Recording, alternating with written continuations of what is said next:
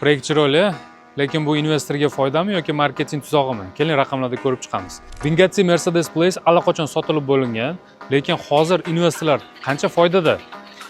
Birinchi sotuvga chiqqanda 2 million 200 mingdan sotuvga chiqqan 3 xonali uylar hozirgi kunda 30% daromadda turishibdi. Ya'ni 800 ming dollar investorlar allaqachon foydada 2 yil ichida va ijaradan 8-10% daromad kutilyapti kelajakda.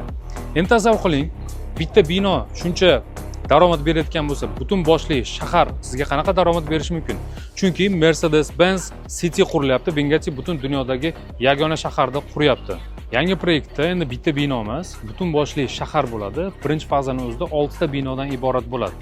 Studiyalar 450 ming dollardan boshlanadi va bu 2 yilda sizga kamida 600-650 ming dollarga sotishga imkoniyat beradi. Bu degani 150-200 ming dollar atrofida foyda qilsangiz bo'ladi. Bitta minusi bor, ijaradan bu yerda yaxshi daromad qila olmaysiz. 6-8% yiliga daromad qilsangiz bo'ladi. Xulosa qilib aytadigan bo'lsak, ijara uchun yaxshi variant emas, lekin flipperlar uchun, ya'ni investitsiya uchun zo'r variant hisoblanadi. Bilaman, qiziqib qoldingiz. Shaxsan o'zimdan maslahat olish uchun direct yozing yoki kommentariyada Dubay deb yozib qoldiring.